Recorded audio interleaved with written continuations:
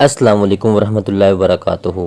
Welcome to my YouTube channel Wajdan Mustafa official. امید کرتا ہوں آپ سب خیر و عافیت سے ہوں گے، اور ہم چلتے ہیں اپنی اگلی ویڈیو عشق آتش از سعدیہ راجپوت۔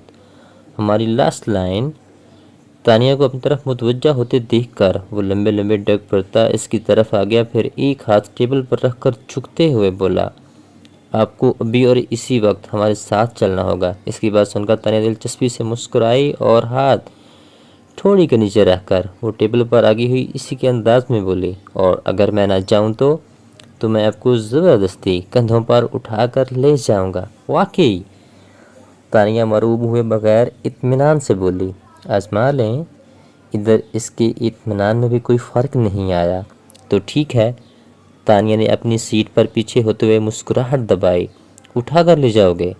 اب اس کے چہرے سے مسکراہٹ غائب ہو چکی تھی۔ وہ آنکھیں سکیڑے تانیہ کو گھورتا رہا، پھر سر جھٹک کر سیدھا ہوا اور دروازے کی طرف منہ کر کے زور سے بولا، نمبر 2۔ ابھی اس کی آواز کی بازگشت باقی تھی کہ دروازہ کھلا اور اس کی عمر اور اسی جیسے حلیے والا قدر ساولی رنگت کا اس کا ایک ہم شکل کارپیٹ پر لڑک گیا۔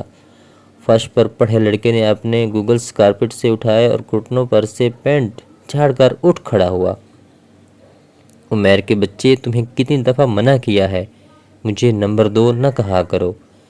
عمیر آنکھیں پھاڑے کسی بت کی طرح ایک ہی سمت دیکھے جا رہا تھا۔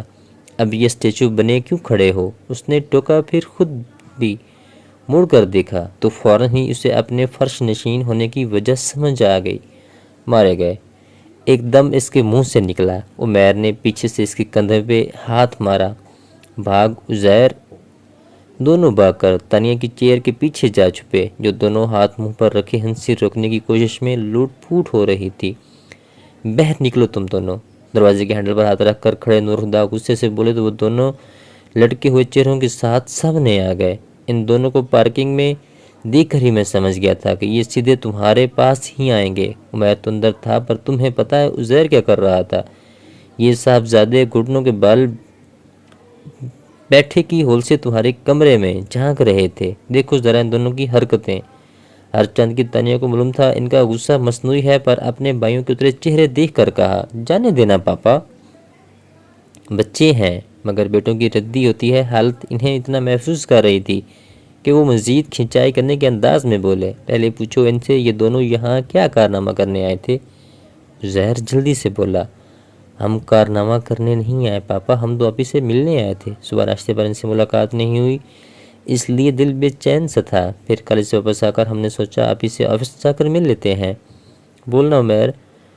اعلیٰ پائے کی بکواس ایکٹنگ کرتے ہوئے اس نے عمیر سے مدد مانگی، جو فوراً ہی مل گئی۔ بالکل پاپا، یہ 2 نمبر ٹھیک کہہ رہا ہے۔ تم نے پھر مجھے 2 نمبر کہا؟ عزیر سب چھوڑ اس کے پیچھے پڑ گیا، تم مجھ سے پورے 15 منٹ چھوٹے ہو تو ہوئے نا 2 نمبر۔ ہاں، عزیر کی اس قدر مدبرانہ تھی جیسے یہ بات آج ہی اس کے علم میں آئی ہو۔ تم دونوں پھر سے شروع ہو گئے۔ نور الہدا انہیں ٹوکتے ہوئے تانیہ کی طرف مڑے، یہ دونوں اگر 5 منٹ اور آفس میں رہے تو بھونچال آ جائے گا اور تمہیں لیے بغیر یہ ٹکیں گے نہیں، اس لیے تم ان دونوں کے ساتھ جاؤ، تمہارا کام طارق دیکھ لے گا۔ اوکے۔ تانیہ سر ہلا کر بولی تو عمیر جلدی سے آگے ہوا، ہم صرف آپ ہی کو لینے نہیں آئے، آپ بھی ہمارے ساتھ چلیں۔ وہ پلٹنے لگے تھے، رک کر پوچھا، خیریت؟ دادا جان کا برتھ ڈے ہے اور آپ ہمیشہ بھول جاتے ہیں، تو ہم نے سوچا اس بار آپ کو خود ہی لینے آ جاتے ہیں، چلیں۔ عزیر بولتے ہوئے پاس آ کر ان کے بازو تھام کر بولا، سوری بیٹا، میں اس بار بھی نہیں آ پاؤں گا۔